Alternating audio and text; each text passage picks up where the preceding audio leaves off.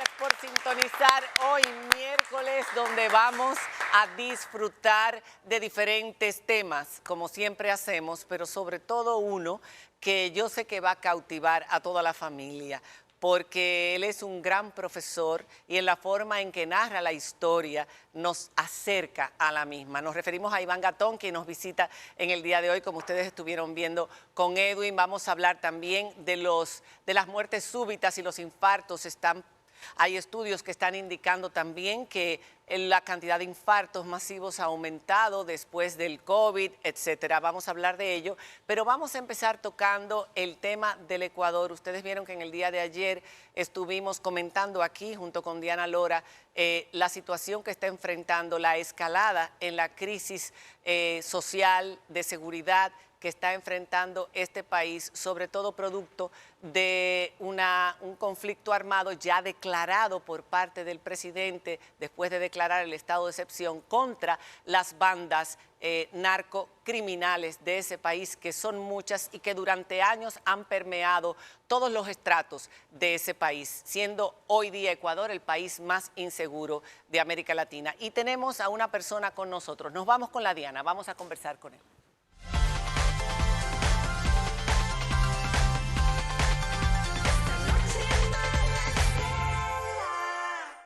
Con nosotros desde Ecuador se encuentra Alejandro Pérez, quien es periodista y editor digital de la revista Vistazo en Ecuador, revista especializada en análisis de temas políticos y periodismo investigativo. Es la más grande y antigua del Ecuador. Muy buenas noches, ¿cómo estás? Bienvenido a esta noche, María Cela. Hola María Cela, muchas gracias por la invitación. Alejandro, hemos visto con mucha preocupación lo que está ocurriendo en tu país, toda América Latina y el resto del mundo también. Tienen los ojos puestos ahora en este conflicto que se está desarrollando dentro del país, y podríamos decir es una especie de guerra. Sabemos que tu país es un país que ha sido asediado durante años por el narcotráfico, que hay otros cárteles de fuera, hay cárteles de fuera que están influyendo en el país, en los narcotraficantes y en las bandas, y en Colombia también después de la disolución de las FARC. Pero no sabemos, no entendemos por qué esta escalada a este nivel. El presidente acaba de tomar posesión hace menos de 2 meses y no tiene mucha experiencia, es un hombre muy joven. Se le critica que no tiene tampoco un ministro de Interior y Seguridad. Nos gustaría saber qué es lo que ha pasado, si es las medidas que ha tomado el presidente o si tiene que ver con la fuga de los 2 capos que se han fugado en los últimos 3 días.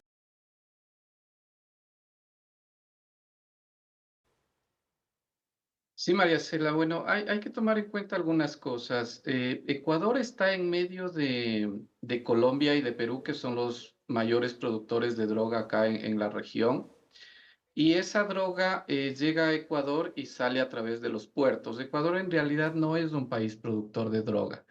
Pero en los últimos años lo que hemos tenido es la llegada de cárteles mexicanos, de la mafia albanesa, de la mafia italiana, que están llevando la droga, los cárteles mexicanos hacia Estados Unidos y las mafias europeas hacia Europa, la mafia albanesa. Entonces lo que teníamos aquí eran algunas bandas criminales que en los últimos años se convirtieron en los brazos armados de estos cárteles mexicanos y de la mafia albanesa. Entonces, con el tiempo, estas bandas criminales han ido tomando más poder. En los últimos años se adueñaron básicamente de las cárceles. Ellos tienen el control de las cárceles y desde allí los grandes capos de las bandas criminales operaban, enviaban droga, cometían sus delitos. Eso ha pasado durante los últimos años, se ha agudizado durante los últimos años. Algunos capos de estas bandas criminales han sido asesinados por otros capos en una disputa por el poder, entonces eso ha ido desatando la guerra en las calles.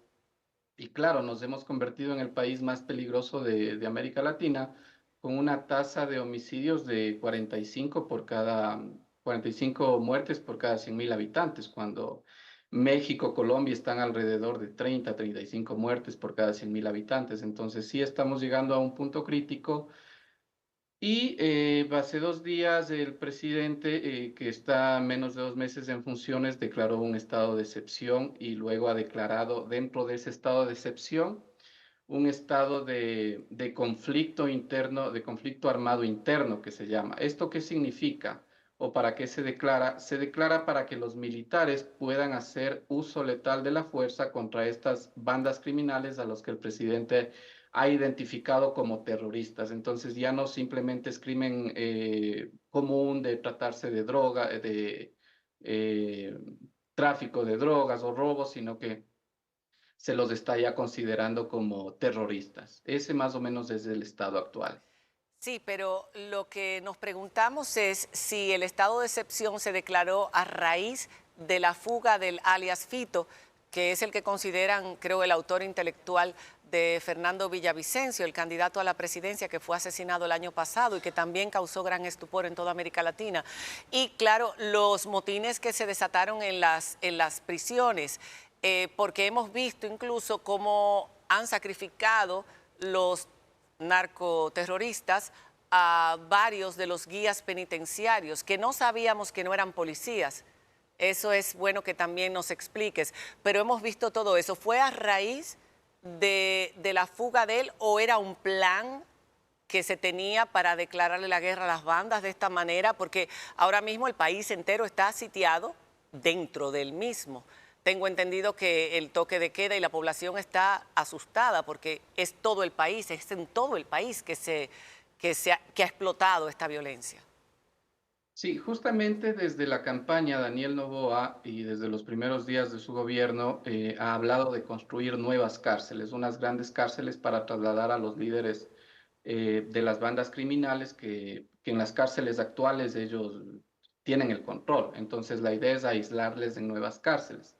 El domingo pasado, desde la mañana, empezamos a recibir reportes de que este alias Fito, que es como el mayor líder de la banda que se llama acá Los Choneros, es la más grande, se había fugado. En el transcurso del día se conoció que Fito en realidad se había fugado. Ya para la noche empezaron algunos motines dentro de las cárceles.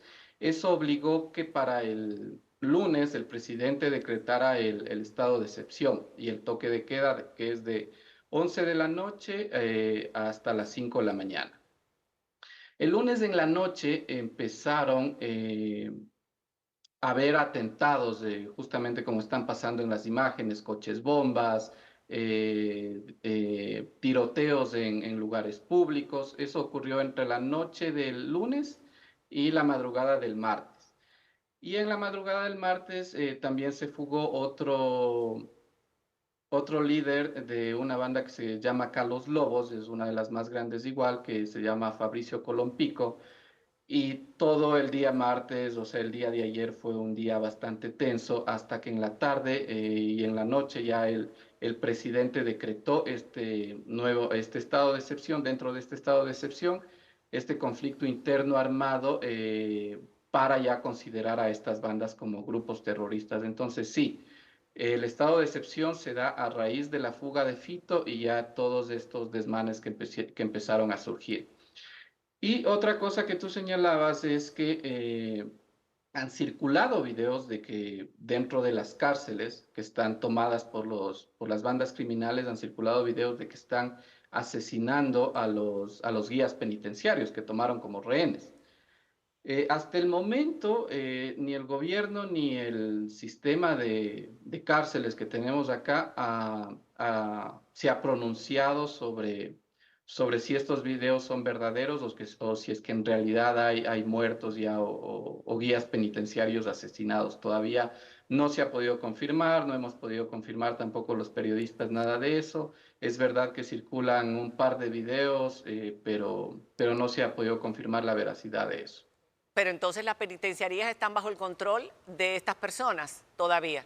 Todavía Sí, no se ha podido controlar. ¿Cuál es la situación actual?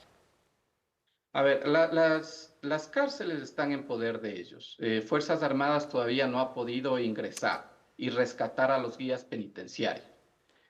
Pero con la declaratoria de este estado de conflicto armado interno, el ejército ya ha salido a las calles, puede hacer uso letal de la fuerza contra estos objetivos que son denominados terroristas y de alguna manera hoy, por ejemplo, ya hemos vivido una relativa calma en comparación al día de ayer, que fue bastante trágico, ¿no? Con los coches bombas, con atentados, con la incursión de uno de los grupos armados al canal TC Televisión, que fue lo más dramático el día de ayer.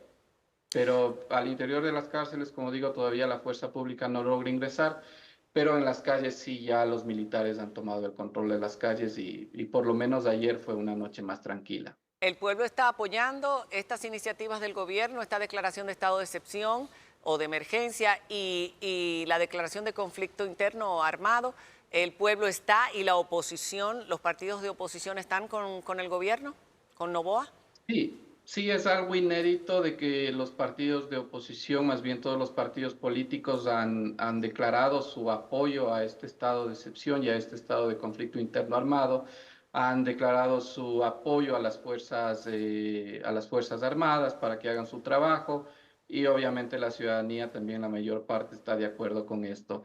Eh, Hay que tener en cuenta que esto no es recién, ¿no? Esto también se vivió un poco con el gobierno anterior, pero en ese entonces la oposición en realidad cumplía un papel bastante opositor contra el gobierno de turno. En Ujú. cambio, con Daniel Noboa, como él lleva menos de 2 meses, es también difícil que alguien le haga, porque los partidos le hagan oposición, porque ¿cómo le reclamas a un presidente que no va ni 2 meses, ¿no? Entonces, de alguna manera, sí, todos los partidos políticos están conectados y están dando su apoyo para esto. Y, Entonces, prácticamente no hay oposición para las medidas que está tomando el y presidente. para terminar, ¿cuánto tiempo se espera que dure esta batalla interna?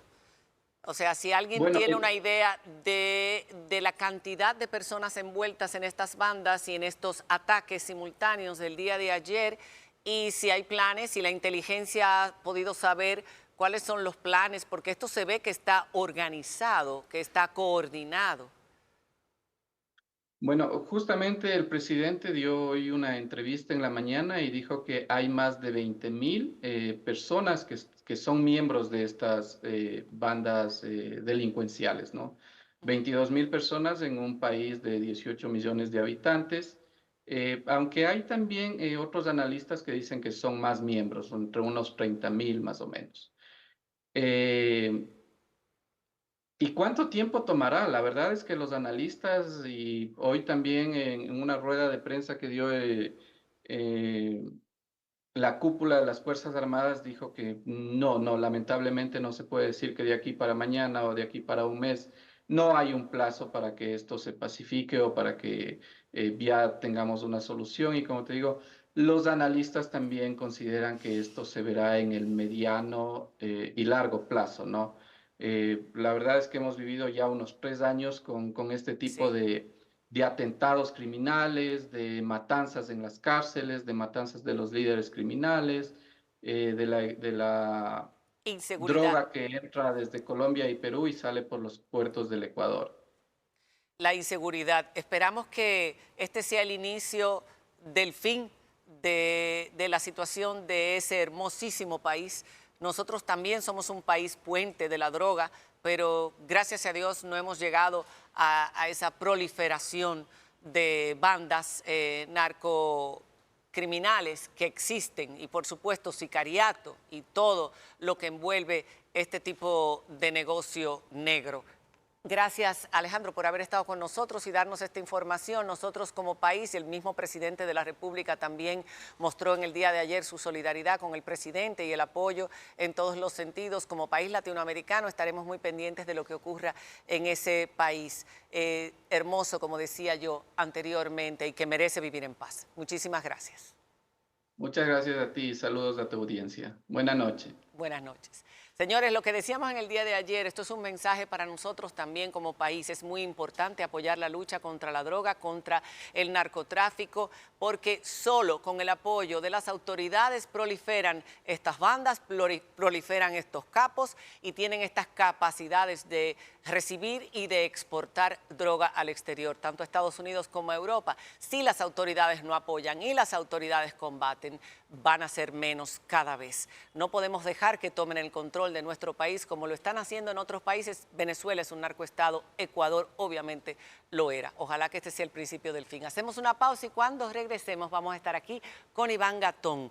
Vamos a conocer cosas sobre nuestro país que quizás muchos de nosotros desconocíamos, algunos que conocemos un poco más de nuestra historia, algunas cosas serán ya conocidas, pero con otro matiz. Tiene una capacidad, Iván, de contarnos nuestro pasado de una forma muy especial y hacernos sentir sumamente orgullosos. Por favor, traigan a sus adolescentes y a sus niños a la televisión si no están con ustedes para que escuchen lo que aquí se va a hablar en el próximo segmento. Ya regresamos.